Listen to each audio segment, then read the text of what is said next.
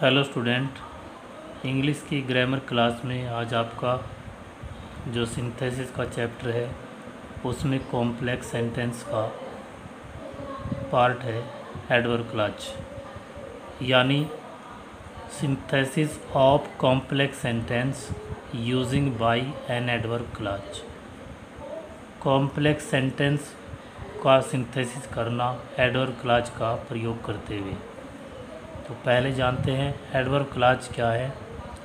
तो adverb clause का प्रयोग टाइम समय, प्लेस स्थान, रीजन कारण, कंडीशन शर्त, कंपैरिजन तुलना, कंट्रास्ट अंतर विरोध, रिजल्ट परिणाम, पर्पज उद्देश्य तथा मैनर ढंग को प्रकट करता है और उसी के अनुसार एडवर्ब क्लॉज को जोड़ने के लिए भिन्न भिन्न कंजक्शन का यूज़ होता है।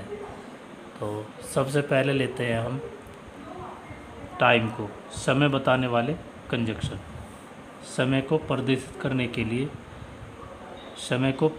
करने के लिए कंजक्शन है when, whenever, before, after, till, until, while, as long as soon as और सिंस आदि। ये जो सारे कंजक्शन हैं ये समय बताने वाली क्लॉज से पहले जोड़े जाते हैं। जैसे हमने यहाँ पर एग्जाम्पल लिया है सेपरेट का, दो सेंटेंस है। पहला है वेट हियर, यहाँ रुको। दूसरा सेंटेंस है आई कम बैक, मैं वापस आता हूँ। तो इसका मतलब है कि मैंने किसी व्यक्ति को कहा है कि यहाँ रुको जब तक मैं वापस आता हूँ। तो जब कंबाइंड करेंगे सेंटेंस को ये होगा कि वेट हेयर, यहाँ रुको, टिल आई कम बैक, जब तक मैं वापस आता हूँ तब तक आप यहाँ रुकें। ये जो टिल है ये जब तक की है, इसका अर्थ जब तक की। ये क्या बता रहा है? समय। तो ये समय बताने वाला एडवर्ब क्लॉज का कंजक्शन है टिल। तो ये टिल के बाद की जो हमारी क्लॉज हुई यह हुई एडवर्ब क्लॉज, और पहली क्लॉज हमारी हुई प्रिंसिपल क्लॉज वेट हियर। तो जो समय बताने वाला कंजक्शन है उसके बाद की जो क्लॉज होती है वो एडवर्ब क्लॉज कहलाती है। तो इस सेंटेंस में यहाँ पर टिल आई कम बैक ये हमारी एडवर्ब क्लॉज बनी है टिल कंजक्शन के द्वारा। और आगे लेते हैं जब इसके बाद लेते हैं प्लेस, स्थान को प्रदर्शित करने के लिए। इसके लिए हमारे पास कंजक्शंस हैं वेयर और वेयर एवर। वेयर मीन्स कहाँ, और वेयर एवर जहाँ कहीं। तो हमने एग्जांपल्स लिया है सेपरेट का, दो सेंटेंस है। पहला है Nehru went to many places. ये प्लेसेस है सब। नेहरू जी बहुत सारे स्थानों पर गए। ही वॉज वेलकम्ड एवरीवेयर, उनका हर जगह क्या किया गया? वेलकम किया गया। तो जब दोनों वाक्यों को हम जोड़ेंगे हिंदी में तो कहा जाएगा कि नेहरू जी का जहाँ कहीं भी गए वहीं पर वेलकम किया गया। तो यह हमने इसमें कंजक्शन यूज किया wherever. Nehru was welcomed wherever he went, Nehru ji का वेलकम हुआ जहाँ कहीं भी ही वेंट वह गए। तो ये जो कंजक्शन है वेयर एवर का अर्थ है जहाँ कहीं भी, यह स्थान को बता रहा है। तो प्लेस को बताने वाला एडवर्ब है और ये हमारी एडवर्ब क्लॉज हुई वेयर एवर ही वेंट। इससे पहले हमारी प्रिंसिपल क्लॉज बन गई है नेहरू वाज वेलकम्ड, नेहरू जी का स्वागत हुआ, ये प्रिंसिपल क्लॉज है।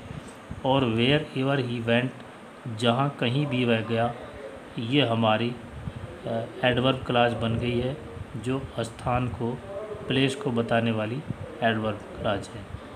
इसके बाद रीजन्स को लेते हैं। रीजन्स प्रदर्शित करने के लिए हमारे पास कंजक्शन है बिकॉज, सिंस, एज। तो एग्जाम्पल्स लिया सेपरेट का, he could not go to school, वो स्कूल नहीं जा सका, वह स्कूल नहीं जा सका। दूसरा सेंटेंस है ही वॉज इल, वो क्या था, इल, बीमार। तो यानी दूसरे जो सेंटेंस है उसमें पहले सेंटेंस का जो कार्य हुआ है उसका रीज़न दिया है, कारण। तो जब कारण दूसरे वाक्य में दिया हो तो ऐसी स्थिति में हम बिकॉज कंजक्शन का प्रयोग करके दोनों वाक्यों को जोड़ देते हैं। तो हमने कंबाइंड किया है, he could not go to school, वह स्कूल नहीं जा सका, बिकॉज क्योंकि, ही वॉज इल, क्योंकि वो बीमार था। तो यहाँ पर बिकॉज ही वॉज इल, ये जो हमारा सेंटेंस है ये एडवर्ब क्लॉज है, चूँकि ये काय को बता रहे हैं, रीज़न को, कारण को, स्कूल न जाने के। और पहला जो पार्ट है, पहली जो क्लॉज है वो हो गई है हमारी प्रिंसिपल क्लॉज। इसके बाद एक और एग्जांपल हमारे पास है, आई शैल हेल्प हिम, मैं उसकी हेल्प करूँगा। ही इज़ वीक, वह वीक है। यानी इसमें रीज़न बताया गया है दूसरे सेंटेंस में कि वो वीक है इसलिए हेल्प करूँगा। तो जब कंबाइंड किया दोनों सेंटेंस को, ये हुआ आई शैल हेल्प हिम, मैं उसकी हेल्प करूँगा, एज ही इज वीक, जैसा कि वह वीक है, क्योंकि वो वीक है। तो यहाँ पर आई शैल हेल्प हिम तक ये प्रिंसिपल क्लॉज हुई और एज ही इज वीक यह हमारी एडवर्ब क्लॉज हुई। तो इस प्रकार से एडवर्ब क्लॉज के द्वारा ये जो है रीज़न, कारण बताने वाली एडवर्ब क्लॉज के द्वारा कॉम्प्लेक्स सेंटेंस की रचना हुई है। इसके बाद नेक्स्ट कंजक्शन है कंडीशन। शर्त प्रदर्शित करने के लिए हमारे पास कंजक्शंस हैं इफ़, अनलेस और इन केस आदि। इफ़ को हम यूज करते हैं यदि के रूप में, अनलेस जब तक कि नहीं, इन केस का भी इसी रूप में प्रयोग करते हैं। तो एग्जांपल्स लिया हमने सेपरेट का, do not work too much, अधिक काम मत करो। You will loss your health, तुम क्या करोगे, अपने हेल्थ को लॉस कर लोगे। तो यहाँ पर कंडीशन दी है कि यदि तुम ऐसा करोगे तो ऐसा हो जाएगा। तो कंडीशन जो है वो पहली क्लॉज है, if you work too much. यह कंडीशन बताने वाली क्लॉज है कि अगर तुम अत्यधिक कार्य करोगे तब क्या हो जाएगा, you will loss your health, तब तुम अपने स्वास्थ्य को लॉस कर दोगे। यानी इस सेंटेंस में प्रिंसिपल क्लॉज बाद में यूज़ हुई है और एडवर्ब क्लॉज जो है वो वाक्य के शुरू में प्रयोग कर ली गई है कंडीशन लगा करके। जो कंडीशन वाला सेंटेंस होता है वो एडवर्ब क्लॉज कहलाता है, और जो बाद वाला जो परिणाम वाला है, जिस कंडीशन के तहत कुछ परिणाम घटित होता है, वो पार्ट हमारा प्रिंसिपल क्लॉज बन जाता है सेंटेंस का। तो यहाँ पर हेल्थ का लॉस कब होगा, यदि टू मच वर्क किया जाता है तब होगा। तो इस प्रकार से ये हमारी एडवर्ब क्लॉज हुई शुरू में और बाद में हुई प्रिंसिपल क्लॉज। हम प्रिंसिपल क्लॉज को शुरू में भी लिख सकते हैं, you will loss your health if you work too much, ऐसे भी लिख सकते हैं, तब भी कोई सेंटेंस में फ़र्क नहीं पड़ता कि आप अपना स्वास्थ्य खो देंगे यदि आप अत्यधिक कार्य करते हैं। इस प्रकार से भी सेंटेंस बन सकता है। इसके बाद आगे है बारी कंपैरिजन की। कंपैरिजन कहते हैं तुलना को। इसके लिए हमारे पास कंजक्शन है देन, सो, एज और डॉट लाइन दी है बीच में एज, यानी एज और एज के बीच में कुछ और आ जाता है एडजेक्टिव एडवर्ब। इसी प्रकार सो और एज है, ये भी कंजक्शन के रूप में यूज होते हैं, ये एज और सो और एज। तो यहाँ पर एग्जांपल्स लिया है सेपरेट का, सोहन इज रिच, सोहन धनी है। दूसरा सेंटेंस है Mohan is equally rich, Mohan भी समान रूप से धनी है। अर्थात जितना धनी सोहन है उतना ही धनी मोहन भी है। तो जब हम कंबाइन करेंगे दोनों सेंटेंस को तो ये बनेगा कि Sohan is as rich as Mohan, Sohan उतना धनी है जितना कि मोहन। तो यहाँ पर क्या हो रहा है, सोहन और मोहन के धनी की कंपैरिजन हो रही है, तुलना। तो एज के द्वारा हो रही है। ये एज और ये एज, इनके बीच में क्या आया है, एडजेक्टिव है वर्ड रिच। तो वो सोहन कितना धनी है, जितना कि मोहन। तो इस प्रकार से ये कंपैरिजन तुलना हुई है एज और एज कंजक्शन के द्वारा, और इसके द्वारा हमारा कॉम्प्लेक्स सेंटेंस बना है। हम यहाँ पर सोहन इज रिच जो प्रिंसिपल क्लॉज थी, उसको बीच में जो कॉम्प्लेक्स है बनाने वाली जो क्लॉज है हमारी एडवर्ब क्लॉज, वो बीच में आ गई, एज रिच एज। ठीक है, ये बाद वाला सेंटेंस हमारा क्या हुआ, कंपैरिजन करने वाला एडवर्ब क्लॉज। इसके बाद नेक्स्ट है कंट्रास्ट, अंतर विरोध। तो अंतर विरोध के लिए कंजक्शन हमारे पास है, दाओ है, आल्दो है तथा इवन इफ है।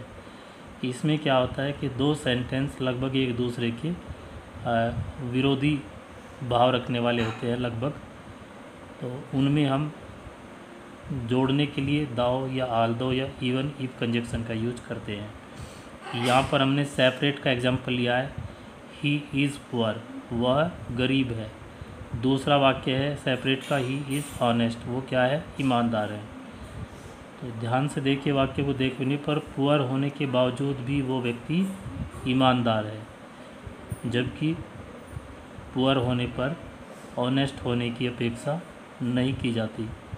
तो कंबाइंड किया है सेंटेंस को, आल्दो ही इज़ पुअर, यद्यपि वह पुअर है, कोमा लगा दिया, ही इज़ ऑनेस्ट, वो क्या है, ऑनेस्ट है। यानी यहाँ पर ये दोनों क्लॉज एक दूसरे की कैसी हैं, विरोध है इन दोनों में। तो विरोध प्रदर्शित करने के लिए आल्दो या दो का प्रयोग होता है, लेकिन इनका प्रयोग जैसे इफ का प्रयोग हमने पहले सेंटेंस में किया था, वाक्य के शुरू में ही किया है यहाँ पर। ठीक है, इसके बाद आगे चलते हैं रिजल्ट, परिणाम के लिए। तो मुख्य कंजक्शन है, पहली क्लॉज में सो तथा दूसरी क्लॉज में दैट का प्रयोग होता है। एग्जाम्पल लेते हैं सेपरेट का, ही वॉज वेरी पुअर, वह बहुत ज़्यादा गरीब था। दूसरा सेंटेंस हम लेते हैं, he could not buy this book, वो इस बुक को नहीं खरीद सका। तो ही वॉज सो पुअर, वो इतना अधिक गरीब था, दैट की he could not buy this book, वो इस बुक को नहीं खरीद सका। जिस प्रकार से एज था उसी प्रकार से सो दैट का प्रयोग हुआ, इसके बीच में कंजक्शन का यूज हुआ यहाँ पर। तो ये परिणाम बता रहा है कि वो इतना पुअर है, और इसका परिणाम है कि वो बुक को बाय नहीं कर सका। ठीक है, इसके बाद नेक्स्ट है पर्पज़ या उद्देश्य। तो पर्पज़ या उद्देश्य में मुख्य कंजक्शन सो दैट और इन ऑर्डर दैट और लेस्ट आदि हैं। सो दैट तथा इन ऑर्डर दैट के पश्चात में या माइट तथा लेस्ट के पश्चात शुड का प्रयोग होता है। एग्जाम्पल्स हैं सेपरेट में, आई ड्रीव माई स्वॉर्ड, मैंने अपनी तलवार को खींच लिया। I wanted to defend myself, मैं चाहता था, टू डिफेंड रक्षा करना, माई सेल्फ खुद की, मैं स्वयं की रक्षा करना चाहता था और मैंने अपनी तलवार खींच ली। ये दो वाक्य हुए। जब कंबाइंड किया दोनों को तो स्पष्ट है, पहला जो सेंटेंस है उसमें दूसरा वाक्य जो है वो हमारा उद्देश्य प्रकट करता है। इस उद्देश्य की वजह से जो कार्य पहले वाक्य में बताया है वो किया गया है। तो आई ड्रीव माई स्वॉर्ड, मैंने अपनी स्वॉर्ड को ड्रीव कर लिया, सो दैट ताकि, I might defend my self, ताकि मैं अपनी तलवार को अपने आप को डिफेंड कर सकूं। तो ध्यान देने की बात यह है, ये जो सो दैट और इन ऑर्डर दैट है, इनके पश्चात तो मे और माइट का यूज होता है तथा लेस्ट के पश्चात शुड का प्रयोग ही होता है। तो जैसे कि कहीं पर आ जाता है work hard लेस्ट you should fail, कठोर परिश्रम को कहीं ऐसा ना हो कि तुम फेल हो जाओ, तो लेस्ट के पश्चात हमेशा शुड का ही प्रयोग होता है। फिर है मैनर्स, ढंग। कंजक्शन है इसके एज फॉर एज, ये बताता है ढंग को। तो सेपरेट में एग्जाम्पल लिया हमने, you have treated me in a certain way, तुमने मेरे साथ एक निश्चित तरीके से ट्रीट किया है। दूसरा सेंटेंस है, I treat you in the same way, मैं भी सेम वे तुम्हारे साथ ट्रीट करूँगा। तो जब दोनों वाक्यों को कंबाइंड किया, I will treat you as you have treated me, मैं तुम्हारे साथ उसी प्रकार से ट्रीट करूँगा जैसा कि तुमने किया है। तो यहाँ पर एज और फॉर एज ये जो है मैनर्स को बताते हैं, यानी जैसे जिस मैनर से तुमने ट्रीट किया उसी मैनर से मैं भी करूँगा। ठीक है, तो ये बताता है हमारे कंजक्शन मैनर। तो मैनर बताने वाले कंजक्शन के द्वारा भी एडवर्ब क्लॉज बनती है। इस प्रकार से आपका कॉम्प्लेक्स सेंटेंस बनाना एडवर्ब क्लॉज के द्वारा बताया। अब आप इसकी एक्सरसाइज बनाएंगे।